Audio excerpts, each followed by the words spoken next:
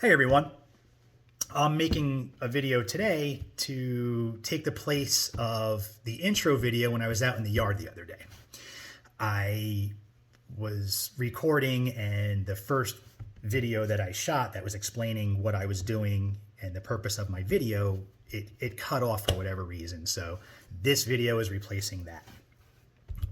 I went into the yard with the purpose of checking my hive's conditions for winter and making sure that they were in a condition and preparing the way that I need them to be to have a great chance and the best chance of survival through winter.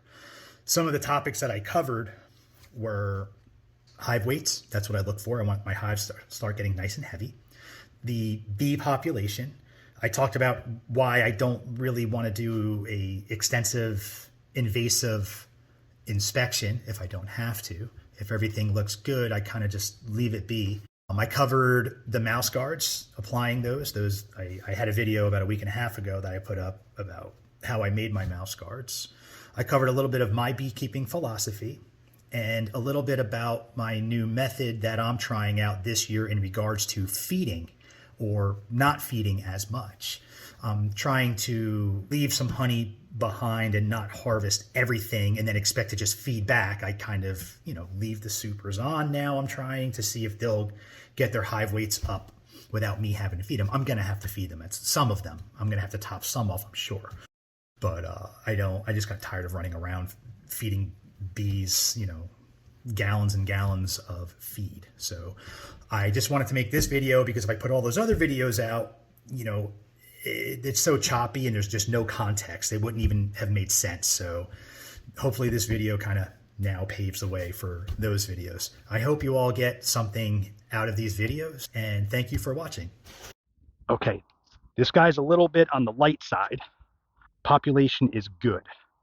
I'm going to pull a bunch of frames out just to make sure there's not a significant problem. I mean, it's not starving out or anything, but I do like my hives all fed up by the latest Halloween. I'm actually running out of time to feed if I needed to.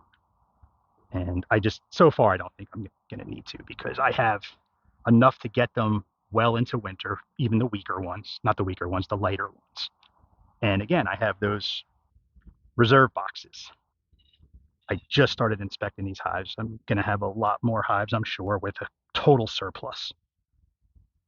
And if worse comes to worse, and I did kind of misjudge, we always have the mountain camp feeding method, and you can check out that video.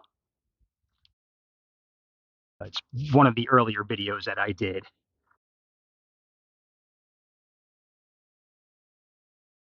That's a full frame of honey. So I'm really, really treading lightly in this hive. Like I said, the last thing we want to do, that is mostly honey. All right, these frames are starting to not have so much. That explains why it's a little light. However, there is open nectar in those cells that they started filling. I mean, there's a lot of open nectar. I don't think you can see that, and I don't really want to walk over there. But there's open nectar. It looks like this. You know what? I'm going to walk over. It looks like this in here used to be a brood nest. And as the days get shorter and they start reducing their hive size and their population rather, and start pushing that colony downward, they're just going to start backfilling, and that's actually creating that downward pressure that pushes them down. This is, even though this hive is a little light, I would say they're still doing what I like to see them doing. It's just a little behind. But on my way here in the swamp, I saw a ton of smartweed. The goldenrod is still hanging on, like not even like barely. There's just fields of golden yellow, and asters, plenty of aster out there, and that's going to hang on because that's relatively, I would say, light frost tolerant. So this hive, they are still brooding this top frame. I want to see how much. If it's quite a bit and it looks like they're not even making an attempt on the rest of the frames to go down, I may have to feed this hive. If you get a hive that just refuses to push down, you got to throw some 2 to 1 on there. There's my queen. Um, you throw some 2 to 1 on there, and just feed them hard and just heavy, and that will force them to store that, and that will force them down. I want to be very careful with this one because I do see my queen. Let me see where I want to make sure she's in the middle of the frame before I put this back, so I can push it very slowly against the other shoulders. And since I saw a queen in here and I have her exposed and vulnerable, we're going to close this hive up and make a note that this hive just may need more attention than I was hoping that I would need to give to it. Where are you? There you are. Okay, you're in a safe spot. Let's put you right there. When you put a frame back, don't slide it. Like don't get it butted up against the frame and then push it down. Push it down with room and then slide it over.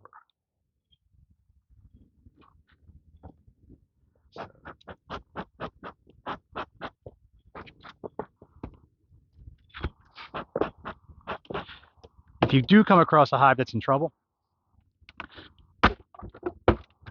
in my opinion, and how I deal with it is, if that hive is questionable at its state right now, whether it makes it through winter or not, and it's marginal or less, you combine it. There's no point in nursing something that may or may not. It's a 50-50 shot. So you combine it. When you combine a weak hive, a common misconception is, oh, I have 2 weak hives. I'll combine them and make one strong hive.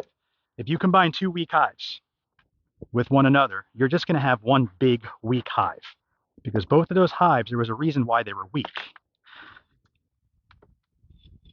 The queens were not up to par. You're just going to, there's no better queen to choose, because when you combine a hive, doing a newspaper combine, what they do is slowly merge. They'll chew through that newspaper. The pheromones will slowly begin to merge. The bees will select which queen they want or don't want, rather. They will ball the one that they do not want and kill her or chase her out. Nature's a bitch. What can we say? All right, so if you all remember, a couple of videos ago, I showed my method of mouse guards and how to make them. And now I'll show you how I put them to use. It's real easy. I mean, again, I'm not here to insult anyone's intelligence. I wasn't specifically coming out here to show people how to pin up those mouse guards. It's self-explanatory, but it gives me practice with editing videos, because I promise you guys and gals, my videos will improve, like production-wise and filming-wise. I'm learning. I've said this before. This is like brand new. It's like a brand new hobby for me. And this winter, when there's really not a whole lot going on and my seasonal depression kicks in, and I need to keep busy with something, I can, work on filming stupid stuff around the house and, really work on editing. I don't need pins on this because it is so tight. I barely got that in there. So that's it. There's the holes that we drilled, the 3/8-inch holes. I can't say enough, man. Corner bead. It's so stupid, it just works. It's fantastic. It's a brilliant idea, as stupid as it seems, but it works fantastic. I encourage everybody to do this. Had one commenter say, why even use mouse guards at all? I leave my hives wide open. And, I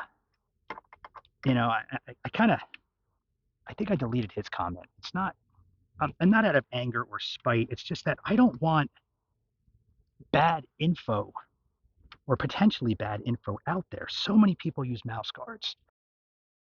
So many people have had problems with mice in their hives. And I guess his claim was, I'm assuming, because he wasn't very detailed in his comment, that, I'm assuming he just uses the entrance reducer on the smallest entrance, and that's only about 3/8 of an inch, and that should keep the mice out. But my response to that was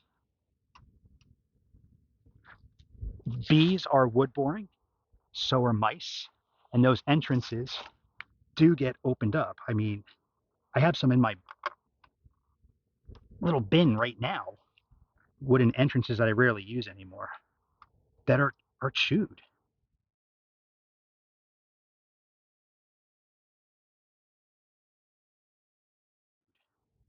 So this is one of those things where I would err on the side of caution and use your mouse guards, because when you get mice in your hive,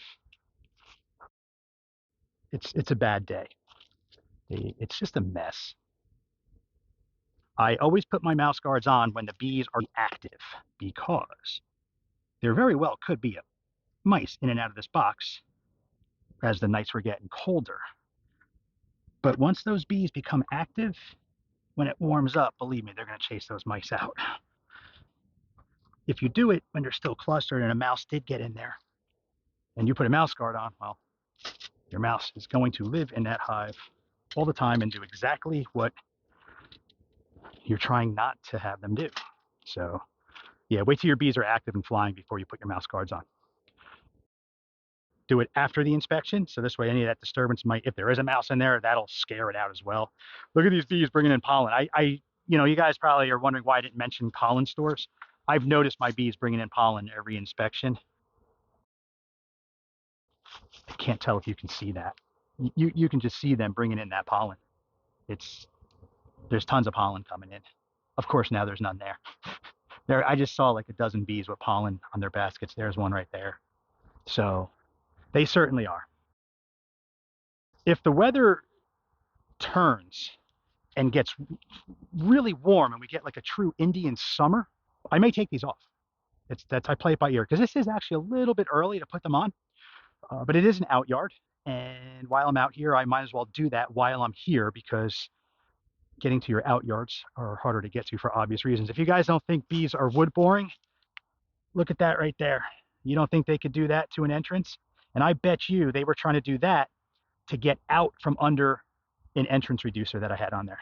So yeah, to anyone that says the wooden entrance reducer is fine, don't worry about it, there you go. That's wood boring. All right, so I'm at the second part. Same property, different part. I consider it a different yard. I call this woods yard, and the one that we were at before, I call that the road yard, because it's only about 50 yards from the road. This is in the pretty deep into the woods, into the swamp. Another myth, I don't want to call it a myth,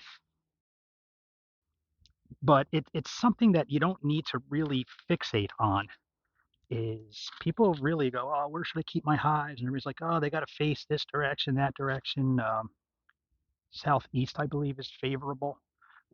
When people mention those are absolute ideal situations. If you can't achieve that, don't worry about it. Everybody's like, oh, they need to be in full sun. They need to be in afternoon sun, or morning sun, afternoon shade. This is it. This is as much sun as these hives get. It's a good spot. This is the original spot I started on this farm property. Then I expanded. The farmer said, no, you can go anywhere. And he let me put the hives up there. And I just, honestly, it's been like 7 years. I never got around to moving these hives. And as a beekeeper, you're going to find yourself doing that probably, like just procrastinating on stuff. Because once that season gets going, it gets going. And then you're not doing things that you wanted to do. And then by the time things slow down, the hives are so heavy that moving them up front is not an option. So now, if you notice this hive, last check, this thing was a monster. This whole box was just packed with capped honey, not even nectar. I'm going to assume there's no reason why it wouldn't still be that way. The reason why I chose to leave it, this would have been an awesome box to pull, because, I mean, you're looking at 5 pounds. That's a 50-pound box of honey right there. That's almost one bucket of honey. So I left it though, because I knew what my whole plan was going to be, and I wasn't really sure how this was all going to play out. And I knew that this was going to be saved for reserves. If I come across any hives in the winter time that are really light and it's a decent warm enough time, I may pull out some empty frames and put, some of these in there. So that's my plan on that. Again, you don't really want to do too much manipulation in the wintertime or in the fall because requeening is an issue. But in that situation, if a hive is going to starve out, then I would say the benefit versus risk benefit would win in my eyes. I would rather act and take the chance and very carefully manipulate and put these frames in there. Because the fact of the matter is, even if I did crush the queen and that hive was already doomed anyway. That hive was going to starve out anyway. So if it comes between the hive starving or living, take the chance. That's what we mean by risk benefit equation. So that's my reasoning on why I would go into a hive in the wintertime, because you don't want them to starve out. So. All right, so I'm done checking on all the hives. I went to the backyard just to recap everything. I guess the main takeaway here is that when you're in the late summer, early fall, you are preparing for winter 100%. I have a selfie stick, by the way. It's on my gimbal. I feel like a 16-year-old schoolgirl right now. I just wanted to try it out. So yeah, minimal manipulations in the hives. You're just really checking their winter weight, making sure they're getting in shape, taking notes for any last minute adjustments like a combine. Combine is very, very important. Sometimes I combine hives, whether they need it or not. The reason why I do combine is it's easier and less expensive to manage less hives over winter. And if anybody's gone through their first spring after overwintering, you'll know that what you might consider a loss with combining, you're making it up 2 and 3-fold with your splits. So you don't have to try to push your numbers. You don't have to worry about your numbers. They're going to grow, man. I talked to some people that asked me questions that I've reached out. I allowed them, to reach out to me and text me, and we have some email conversations. And the people that they start getting it and they fall in love with the whole numbers. My theory has always been, let the bees grow. They'll tell you when they need to grow.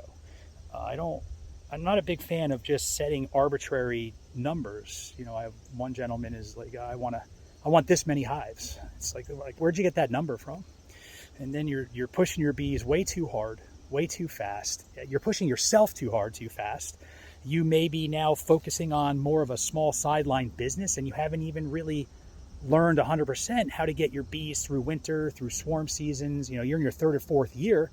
You've only dealt with 3 or 4 winters, 3 or 4 swarm seasons. It's not enough to get really versed. You could start selling that honey a little bit. It'll go, and you'll run out here and there, and then you slowly start building. Take the money from those sales, build. If you're tapping into your personal finances, that might be a sign that you're pushing a little too far. And if you do want to do this as a business, you don't want something to happen, what we call, the business eats itself. You just throw too much money at it. You can't buy the business. You just can't. It's like anything else. You could buy the best sports equipment. You can't buy the game. Go out and buy $2,000 worth of golf clubs. It's not going to make you a better golfer down the road because you did that. You still got to learn the fundamentals. So the point of that is don't push too hard, man. Let them grow. They're going to grow. I started out 10, 11 years ago with 1 hive. I got 30 hives between 4 different yards. I didn't try to do any of that. It just happened. In fact, I don't even want this many hives. It's too hard. I would rather have fewer hives that I could more efficiently manage and get almost the same yield out of. Maybe if you have less hives and you can pay more attention to those hives in your beginning stages and learning stages, you'd get more honey per hive as opposed to having all of these hives and having less honey. It's the same end game. You're going to have the same poundage of honey. It just took a lot less effort to do it going slow and steady. So, if you want to, and you want to, throw those numbers out there and go ahead and make your 3-way splits, make that decision to do it before spring even gets here, and you already have that set in your business plan, go ahead. I don't advise you do it. I really don't. I don't want anybody to get discouraged with this hobby and what it should be, starting out as a hobby because they pushed a little too hard and they put a little too much demand on the bees and themselves. And then they get discouraged and they wrap it up. There's a reason why beekeeping has a 50% fail rate in the first year, beekeepers. And of those 50% on the other side that actually make it and get through that winter, 50% of those fail in year 2. Or I don't want to say fail, but give it up. So we don't want that to happen to you, man. It's a big emotional and financial commitment, and you put a lot of effort into these things, and go slow and steady. Don't have it all collapse on you, and then all that was for nothing. So that's just my 2 cents. Again, my opinion. You could agree with that, disagree, and just letting you know that's exactly what worked for me. I never ever thought that I'd be running a sideline bee operation, 10 years down the road. I just wanted a hobby, put some bugs in a box, and and that would be it, And I figured I'll do that for a couple years until I get tired of that, like every other hobby that I have. And sure enough, man, it's become something, man. I'm kind of proud of it. So stick with it. If you have any questions, please leave me comments. If you guys want to email me, you can go to my webpage at Lakeview Apiary. If you want to email me questions, and if I get enough of those questions, I might just do a question and answer video. So definitely do that. LakeviewApiary.com. Go to the Contact Us section and email me your questions. And I'll literally go line by line. I'll give you a shout out for who left the question, and we'll address those things. So winter's coming up. There's not a lot to do, so we can have some discussions. All right, see you next time.